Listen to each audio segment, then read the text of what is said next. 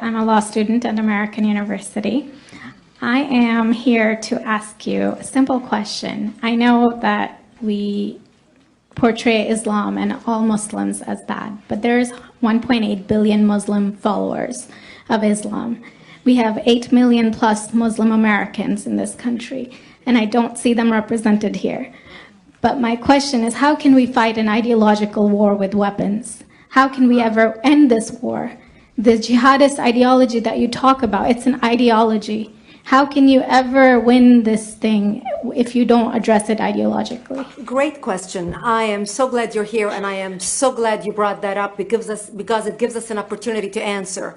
What I find so amazing is since the beginning of this panel, which we are here about Benghazi attack against our people, not one person mentioned Muslims. We are here against Islam, or we're launching war against Muslims. We are here to discuss how 4 Americans died and what our government is doing.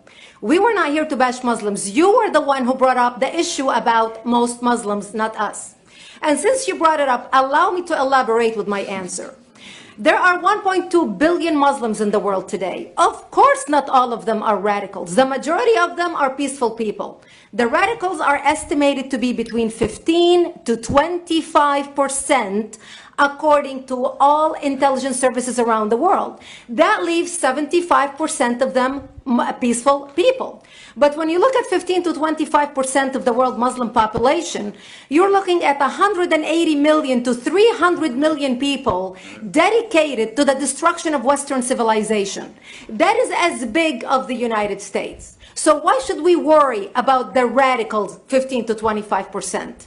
Because it is the radicals that kill. Because it is the radicals that behead and massacre. When you look throughout history, when you look at all the lessons of history, most Germans were peaceful. Yet the Nazis drove the agenda. And as a result, 60 million people died. Almost 14 million in concentration camps. 6 million were Jews. The peaceful majority were irrelevant. When you look at Russia, most Russians were peaceful as well. Yet the Russians were able to kill 20 million people. The peaceful majority were irrelevant.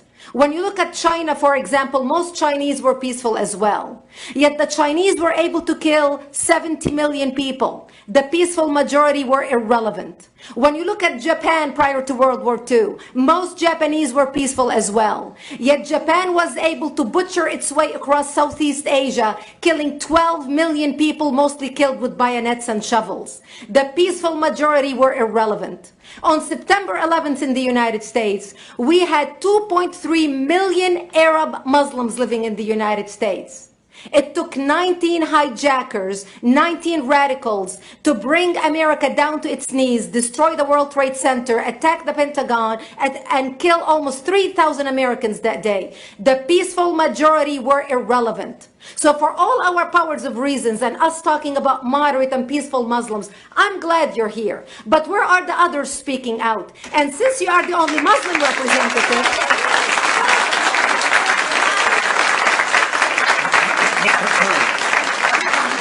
save the applause till the end.